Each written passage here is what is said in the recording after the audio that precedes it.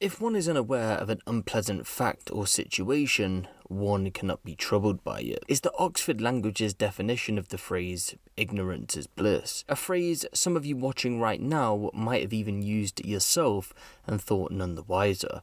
But this phrase carried a whole new level of weight and apparent power back in January of 2019, when those three words caused two complete strangers to clash on a public train.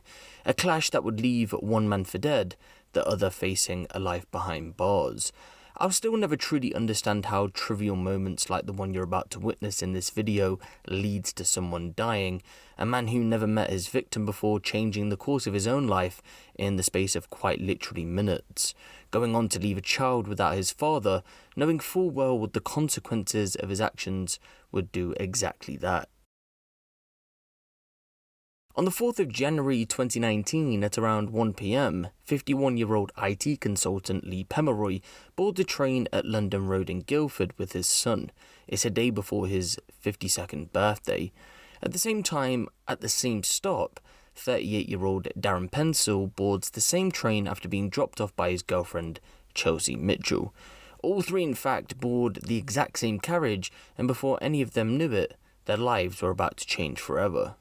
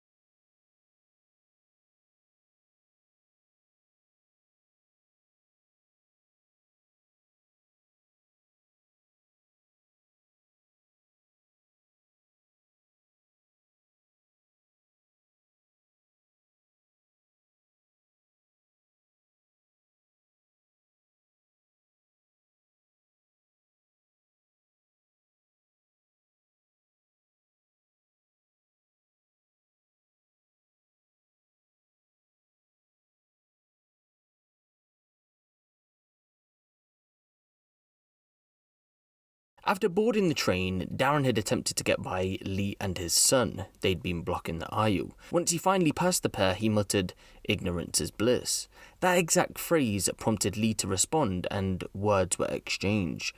Lee asked what he meant by that. Following, he said, "I was only in the way of you while you was making your way down the aisle." One witness even recalled thinking to herself, if that's what this argument was over, then it was pretty petty. To this, however, Darren called Lee a pussy and shouted, you touch me, and you see what happens at the next stop. The exchange goes on in a repetitive manner, both saying when the next stop comes, they're going to fight each other. But when Darren left for another carriage, Lee followed, demanding an apology, saying, "You shouldn't have humiliated me in front of my kid." In the next carriage, the argument continues. Things turn even nastier as Lee, described as stubborn and patronising, tells Darren, quote, "I've never dealt with someone with special needs before." A clear jab from Lee to Darren after he felt he'd been disrespected in front of his son. Witnesses would even go on to say that this had been the fuel to Darren's anger.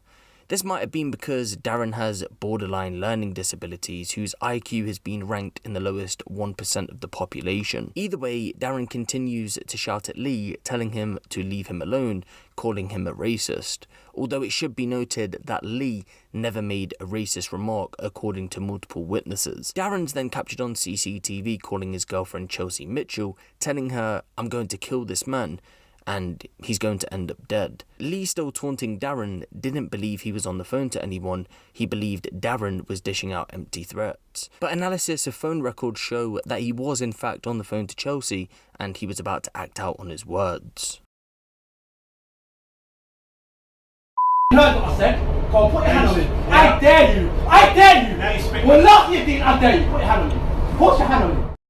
The argument still continues to play out in what witnesses described felt like forever, but out of nowhere at around 1:07 p.m, roughly 7 minutes after the initial confrontation, Darren pulls a knife from his pocket and stabs Lee 18 times in 25 seconds. The knife hit his neck, torso 8 times, whilst others hit his arms, his hands and his thigh. The first wound would go on to cut an artery in the neck.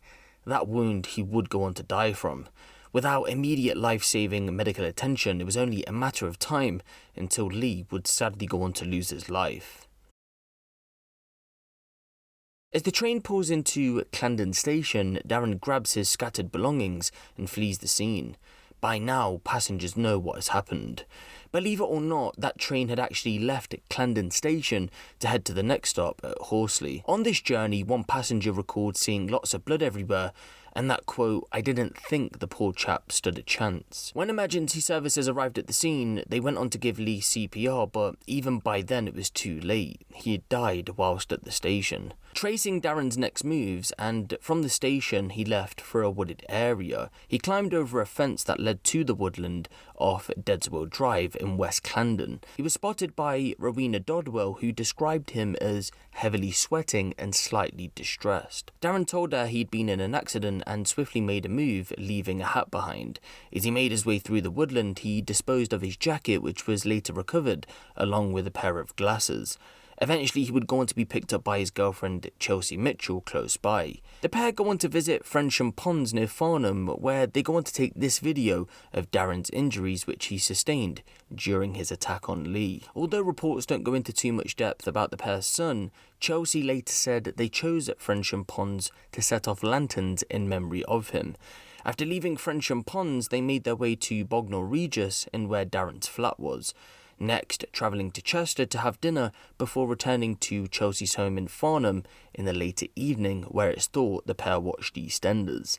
At some point during this period, Chelsea went on to buy razors and hair clippers to help Darren change his appearance.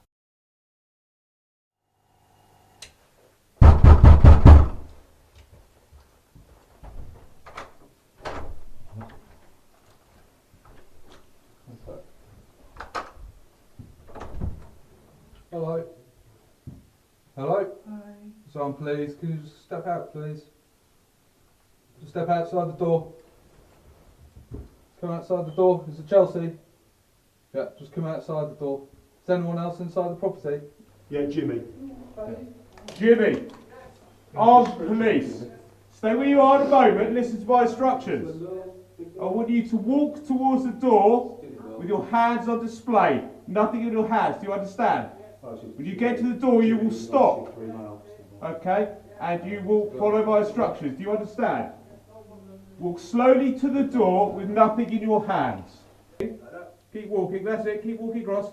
Okay, turn round, place your hands on your head. Okay, walk back towards, by the door, mate, walk slightly to the left. Slightly to the left, nothing's going, if you do what I say, you're not going to get hurt, are you? Keep walking back, keep walking back, keep walking back. Stand still, do not look at me, stand still. Officer's going to take you and cuff you. Step to the left, face the wall, stay, do not move.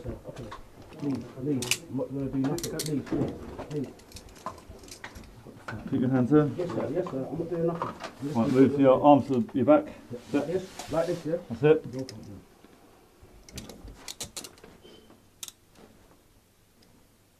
What's this about, sir?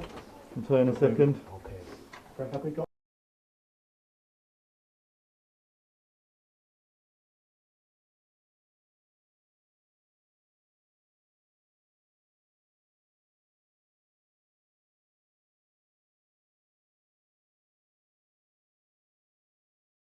At roughly 6 AM the following day, armed police officers arrest both in relation to the investigation. Darren for murder and possession of an offensive weapon, Chelsea for assisting an offender, to which both would go on to plead not guilty to. A trial went ahead in June of 2019, and in a nutshell, Darren's defence was this boiled down to a case of self-defence. In his mind, he thought, look, the CCTV is clear as day, he follows me, he's the aggressor. I stabbed him, yes, but it was in self-defence because at the end of the day, I thought he was going to attack me. Chelsea's defence was that she hadn't assisted an offender, rather Darren called her up to pick him up from the station after he said he'd been in a fight. When she eventually picked him up from the station, she said she didn't suspect anything serious had happened and he was acting normally.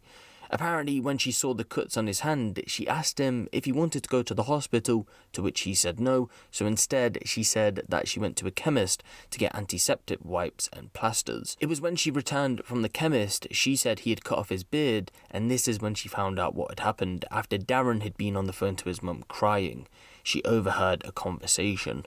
But the jury didn't believe her and said Darren was the aggressor throughout the ordeal, so they were both found guilty on all charges that were brought against them. In the end, Darren was handed a life sentence with the minimum term of 28 years, whilst Chelsea was handed a 28-month sentence for assisting an offender. One thing I did want to take away from this story was how quick this situation went down. Both Lee, his son, and Darren had their days planned out. They were going about their business, and in quite literally minutes, all three of their lives changed forever. Before this, they didn't even know each other existed. So I think a message has to be taken away from this situation where if a certain situation can be de-escalated, then it should be, because no one should be going on a train and potentially losing their life for just simply blocking the aisle on the carriageway. For now though, give the video a like for more crime related content like this, and make sure you hit the subscribe button if you haven't. It's been me, Huncho, and I'll see you in the next one.